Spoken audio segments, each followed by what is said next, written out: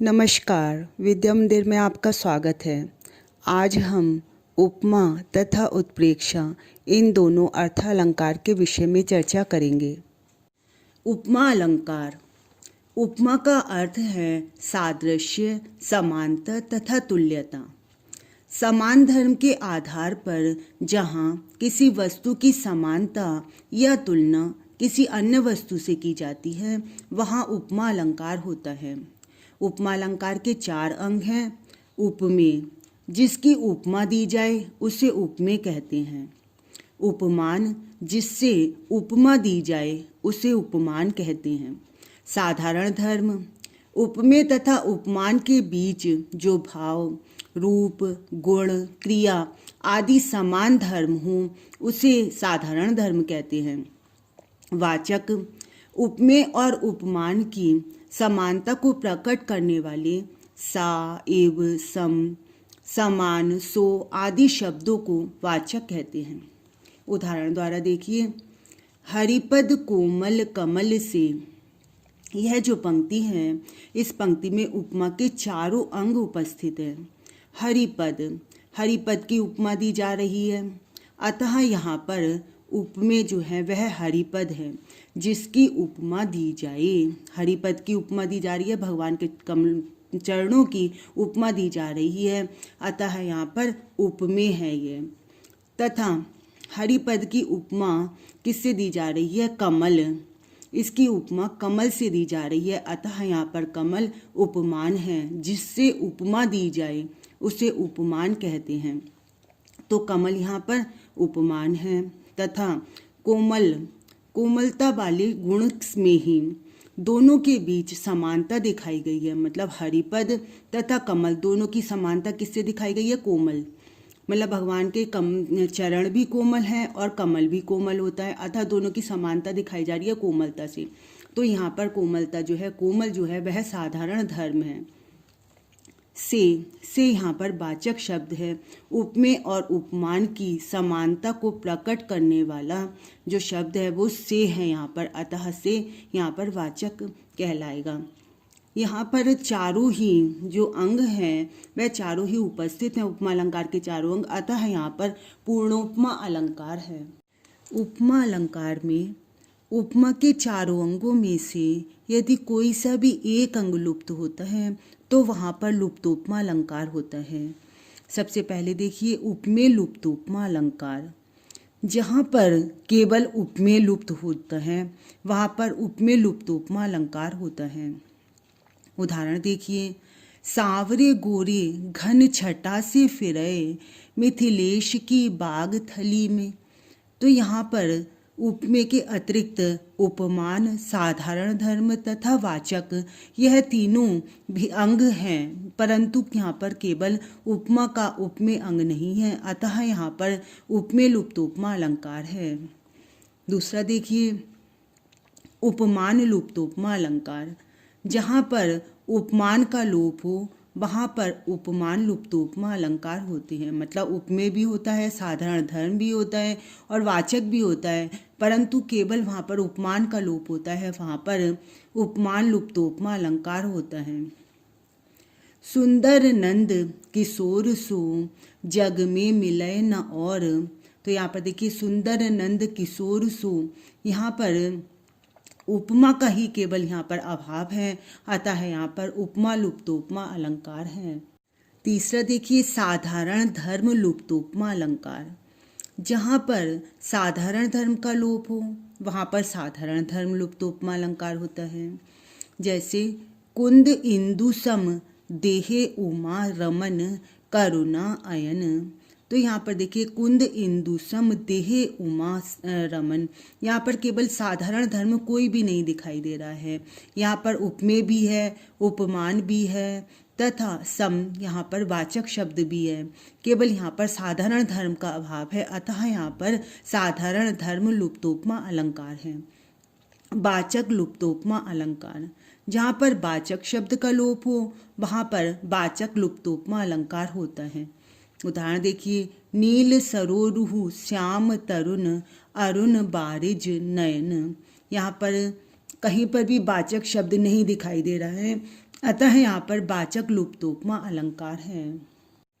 उत्प्रेक्षा अलंकार, जहाँ पर उपमेय और उपमान की भिन्नता जानते हुए भी उपमेय में उपमान की संभावना की जाए। मतलब हमें यह पता हो कि उपमेय और उपमान में भिन्नता है, यह अलग अलग है, परंतु फिर भी उपमेय में उपमान की संभावना की जाए, वहाँ पर उत्प्रेक्षा अलंकार होता है।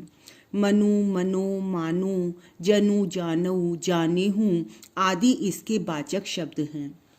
उदाहरण देखिए, सोहत ओढ़ पीतु पटु, श्याम सलोने गात, मनऊ नीलमणि शैल पर, आतपु पर्यो प्रभात।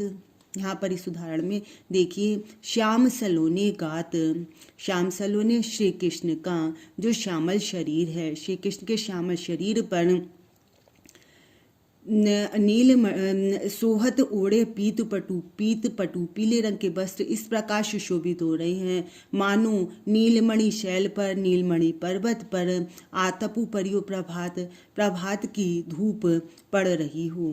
तो यहाँ पर श्री कृष्ण के श्यामल शरीर उपमेय है तथा पीतुपटु पीले वस्त्र यह उपमेय है। श्री कृष्ण के श्यामल शरीर इस उपमेय पर नीलमणि पर्वत के जो है वह उपमान की संभावना की गई है तथा पीतुपटु पीले वस्त्र पर, आतपु पर्यो प्रभात, प्रभात की धूप की संभावना की गई है। अतः यहाँ पर उत्प्रेक्षा अलंकार है। एक अन्य उदाहरण देखिए, तरनी तनुजा तट तमाल, तरुबर बहु छाये, झुके कूल सौ जल परसन हित, मनहु सुहाये। यहाँ पर यमुना नदी के तट पर जो वृक्ष उगे हुए हैं, तमाल तरु, तमाल के जो वृक्ष उगे हुए हैं, उन वृक्षों को देखकर ऐसी यहाँ पर संभावना की गई है कि मानो झुके कूल सौ जल पर सन्हित, मानो वो यमुना नदी के जल का स्पर्श करने के लिए झुके हुए हों। अतः यहाँ पर उत्प्रेक्षा अलंकार है। उत्प्रेक्षा अलंकार के भेद। उत्प्रेक्षा अलंकार के मुख्य रूप से 3 भेद होते हैं। सबसे पहला वस्तु उत्प्रेक्षा अलंकार, जहाँ पर किसी वस्तु में किसी अन्य वस्तु की संभावना की जाती है, वहाँ पर वस्तु उत्प्रेक्षा अलंकार होता है। जैसे मकरा आकृति गोपाल के, सोहत कुंडल कान, धर्यऊ मनुहीय धरु सम, ड्योढ़ी लसत निशान। यहाँ पर गोपाल के, श्री कृष्ण के मकरा आकृति कुंडल, श्री कृष्ण के कानों में मकरा आकृति वाले कुंडलों को देखकर मानो कामदेव के ध्वज की संभावना की गई है। तो यहाँ पर 2 वस्तुएं हैं, एक तो श्री कृष्ण के कानों के कुंडल यह भी वस्तु है तथा कामदेव के ध्वज यह भी वस्तु है।